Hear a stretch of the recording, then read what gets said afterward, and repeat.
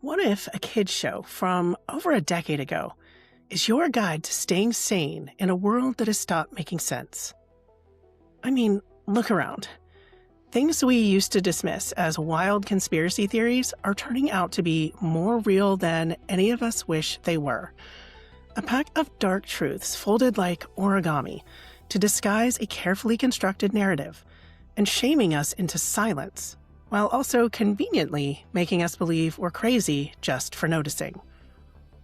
So when I found myself binging full seasons of the animated series Gravity Falls by Alex Hirsch, I didn't expect it to perfectly outline what happens when you finally start to trust yourself, realize that the official story is only half the truth, and that the sense that something fundamental is just off?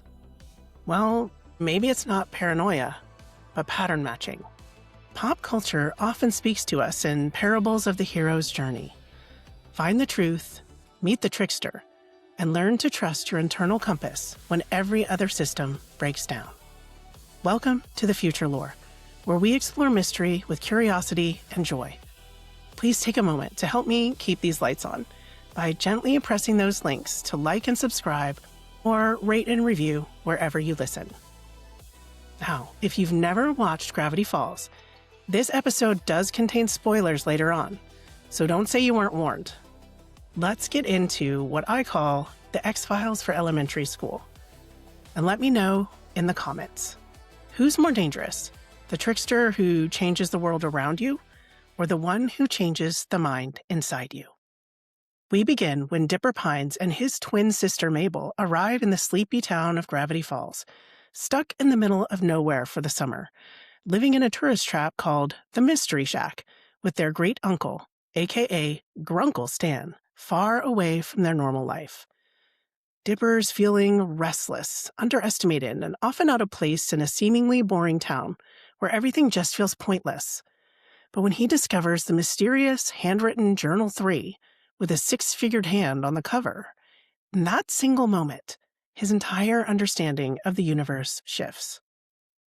This journal is full of notes and drawings that function like a declassified document or trove of irresistible lore of the impossible. It's proof that someone else stood in those same woods before him, witnessed the same anomalies, and decided to document the creatures, the cover-ups, and things nobody else was supposed to see, filling every page with warnings and testimony of endless paranormal encounters that the town tried to bury. The journal becomes Dipper's primary source of truth and validation to stop doubting his own mind and start believing his senses. Before he found those pages, he felt invisible and unheard because nobody would listen to his theories, and his observations never seemed to matter. But when he sees that someone else also saw, he realizes he isn't crazy, and that reality is much stranger than the adults have admitted. And now he finally has the receipts to prove it. But there's a shadow over every page. The journal isn't signed. It's the work of a brilliant, anonymous mind that seems to have vanished into the dimensions it was trying to decode. Dipper starts to realize that the Mystery Shack itself is built atop the author's secrets. The official story of Grunkle Stan's house is a thin veneer over a much deeper family silence. So let's take this moment to come back into our world to notice that Dipper's experience mirrors our own history when the truth leaks out into the public consciousness. For decades, the government ran shadow programs like MKUltra, which used drugs and hypnosis to perform psychological torture on unwilling citizens in a total vacuum of secrecy and lack of ethical oversight. You weren't supposed to know any of that was happening, but when the documents came out, thousands of pages of proof shows that the official story is often incomplete at best and a total lie at worst. We saw the same pattern with Project Stargate, a dedicated CIA program that spent years teaching remote viewing and psychic abilities, with details finally declassified in 1995. And now with the Epstein files coming out, we can see that the rich and powerful have been leveraging their advantage to horrible ends, and even dropping breadcrumbs of their acts online to make the truth of what they were up to seem like the province of people with drawers full of tinfoil hats. These are destabilizing moments of what seems like reality shifting under our feet, and where people could finally look at the data to realize they weren't losing their grip. So when Dipper reads that journal, he moves from a place of feeling isolated to a state of knowing that he can trust his own perception. And that is a fundamental shift that changes everything. Because once you know your eyes are working and you have proof that others have seen the same things, you can never go back to sleep. Mabel, Dipper's sister, goes through her own awakening, but she approaches the mystery through a completely different lens of biological resonance. She doesn't need external facts to believe in the weirdness, because she simply accepts the world as it is. While Dipper is navigating through his analytical brain and trying to decipher every anomaly, Mabel is known for operating from her heart, something Dipper even makes fun of her for. But in the world of high strangeness, this is a massive tactical advantage. See, a mind that is always searching for logic is a mind that can be led by a feeling of cleverness, but a heart operates on a different, more coherent frequency that doesn't need to understand the glitch to stay grounded within it. When Mabel sees a gnome, she doesn't spiral into a need for documentation. Instead, she connects with the moment and focuses on what this means for the people around her. While Dipper is busy proving that something is wrong with the world, Mabel's already asking what they should do about it. This isn't a value judgment. Y'all know I love some mind candy. Both of these paths are necessary, because finding the truth is one journey, but knowing how to live with that truth, that's another trip entirely. And notice that finding the journal doesn't actually save anyone, and is really just the beginning of the danger to come. Because once they realize that the official story is false and the truth is darker than they were told, well, the seeker becomes visible to things watching from the shadows, a target for something much older than a government. A trickster who's been waiting for someone exactly like Dipper to start asking the right questions. So if you're Dipper and you finally found the truth, mind blown, journal in hand, and for the first time in your life, you can actually trust your eyes.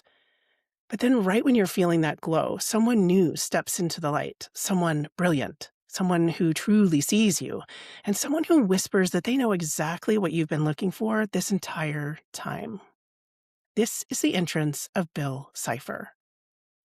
Now, Bill isn't here as just some colorful, creepy clown, but a mirror reflecting a very real, very dangerous psychological trap. He represents what happens when a cosmic trickster finds a soul who's absolutely starving for answers. He's charming, he's hilarious, and he speaks in the kind of rhythmic riddles that'll make you feel like you're finally in on the joke. He acts like your biggest fan, and then he offers you a deal. And if you're listening to this show, you probably know that making agreements with a one-eyed pyramid probably isn't going to end too well for you.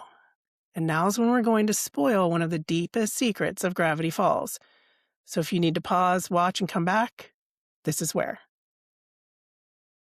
Okay, before Dipper and Mabel had set foot in the Mystery Shack, another set of brothers had broken their bond decades ago, creating a frequency of regret that the entire mystery of the town was built on.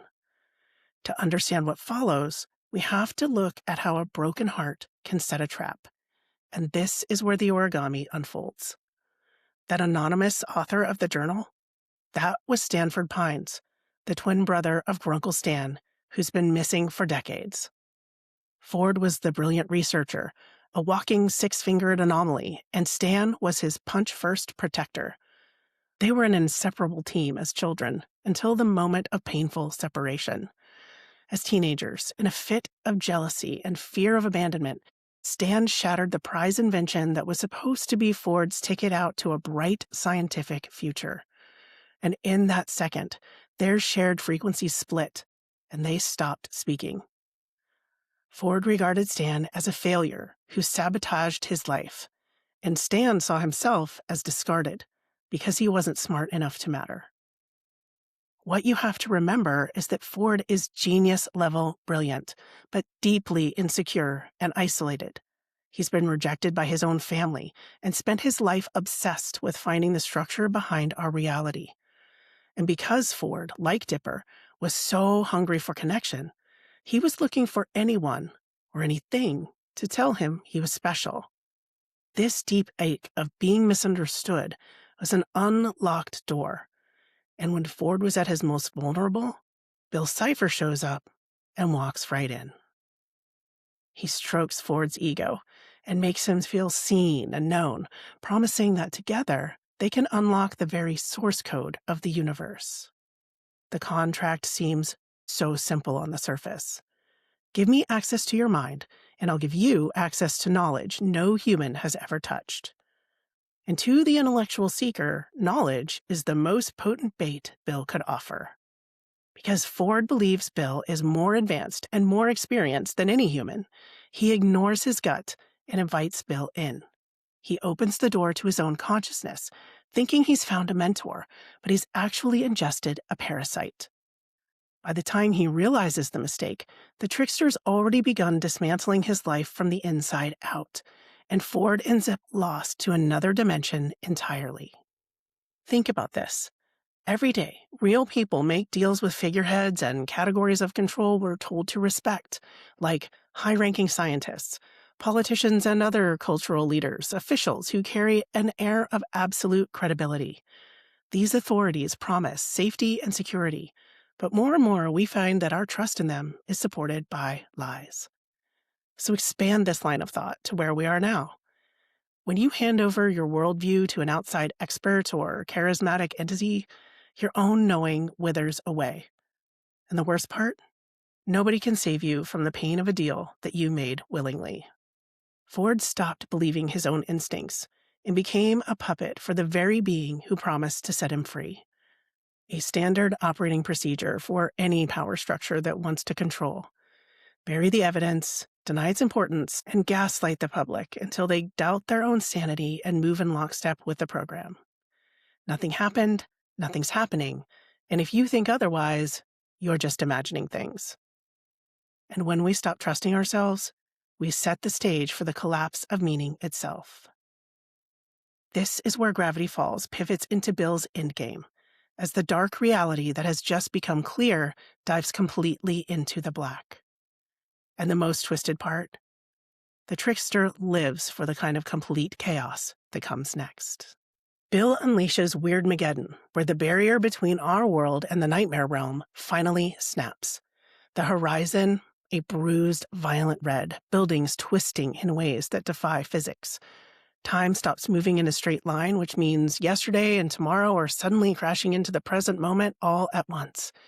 The world doesn't just end, it becomes fundamentally wrong, a living nightmare where there's nowhere left to hide. This is a world-scale physical manifestation of the trickster's total victory. In the language of alchemy, this is the Nigredo, or blackening, where the old self is burned down to ashes. It's the most painful part of the process because it requires the total destruction of everything you thought was stable. And why? Because a broken world is a world that's easy to manage. Because when nothing makes sense and the rules keep changing, people look for a master to tell them what is real.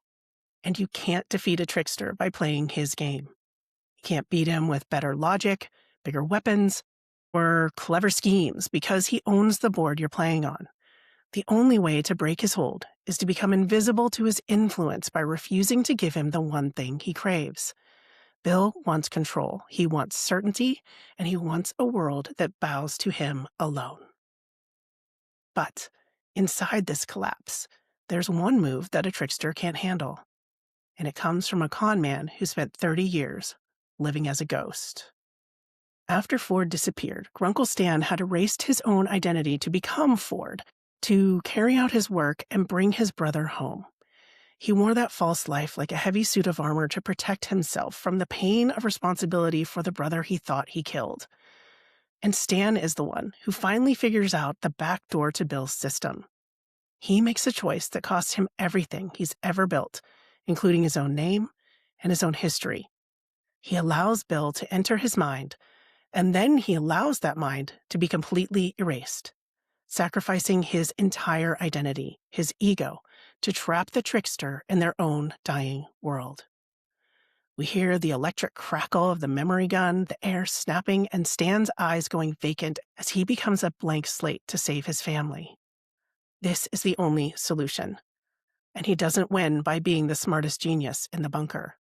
Stan wins because he's the only one willing to surrender to erasure, the complete loss of self. Ford can finally forgive when he's holding his childlike twin, who can't even remember their conflict. In basically every model of awakening, after the darkness comes rebirth, where true healing begins. Stan rebuilds, and Mabel brings him back with the scrapbook of photos, memories, and proof of who he really is. Love is the glue that rebuilds the trauma and what's been destroyed. And while it isn't a perfect fix, it happens in connection, piece by piece. And when the dust finally settles, the family is whole again. Bill, trapped back in the static, the nightmare realm, retreating back into the shadows. Reality stabilizes, boundaries are restored, and the sun emerges over Gravity Falls. But Dipper and Mabel are not the same kids who got off the bus at the start of the summer, and neither is their fellowship of friends and family. Weirdmageddon represents a massive unveiling, a stripping away of all the sanctioned shadows, misunderstandings of perceptions, and official lies. It forces you to accept the raw, unvarnished truth that you are more connected to the people that stand alongside you than you are to any authority, and infinitely more powerful when you gather than when you're isolated and afraid. The Pines family didn't find a hero to save them.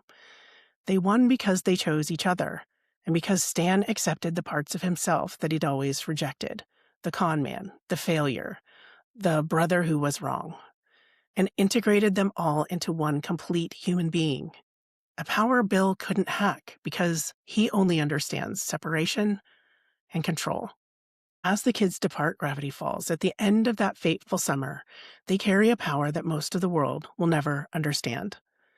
The weirdness isn't gone, the mystery of the universe aren't all solved, but they know they can face whatever comes next. And none of the characters leave that summer as the same person who arrived. And when you go through something like this, nobody does. The journey is the point. So consider the stories that you tell yourself about what's real and what's possible for your life. Dipper thought if he could just gather enough evidence, he would finally understand the secrets. He was looking for control, but in the end, he realizes that something else changes his world. The author of reality, one writing the story of what's actually possible, isn't Bill, and it definitely isn't any authority telling you what you're allowed to believe. And Mabel learns a different lesson because she never really doubted the weird stuff to begin with. She just accepted the chaos and kept moving through it. But in the madness of Weirdmageddon, as she watched her family break apart and rebuild, she learned that the weird isn't a problem you need to solve. This is why Bill Cipher can't hack her as easily. Her reality isn't built on a series of vulnerable data points, but on an unbreakable internal resonance. So for her, the paranormal notes in the journal are keys to a larger reality. What we call high strangeness isn't separate from the larger world because it's woven directly into the fabric of it. And instead of trying to control or defeat it, Mabel teaches us to accept the mystery, connect with the people around you, and join together, even if isolating might feel more comfortable when the impossible starts happening. But Stan's shift might be the most profound of all. He discovers that losing his armor is what frees him. He comes back as himself, not as a copy of his brother, and he realizes that being Stan is more than enough. In the end, the Fellowship doesn't stay to fix every glitch in the town. They rebuild their boat and sail into the unknown together. So what about us? What about now, here, in the real world? Seems like what is happening right now is kind of like our own Weirdmageddon. And Gravity Falls, a kid's show, doesn't shy away from waking up someplace like this can be incredibly painful. But also that even a crumbling path can lead to freedom. And these stories work so well because they mirror the architecture of consciousness itself, helping us get ready to evolve and grow. When you see yourself in Dipper's doubt, or Stan's sacrifice, or Mabel's heart, you aren't just watching a show. You're recognizing your own capacity to change and your own power to become who you were always meant to be on your own hero's journey. Your job isn't to solve every mystery, crack every code. It's simpler, though it might feel harder at first. Stay curious and trust your own eyes. Recognize that you're far more connected to the wider fabric of reality than any belief system could ever contain. You're not isolated in the weirdness, and you're not alone in sensing the shift. You're part of a collective awakening, and this is our story. So let's keep exploring this wild unknown together. Drop your moments when reality untethered for you in the comments. And like and subscribe or rate and review because it helps more people find us at the edges of reality. Remember, you're far more powerful, far more strange, and far more connected than you've ever been told.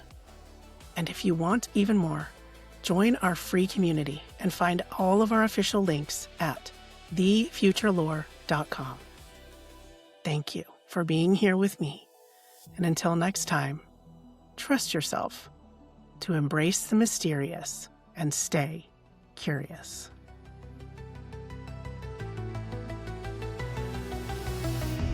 In the future lore, we stand so bright. Mystery calls in the dark of night.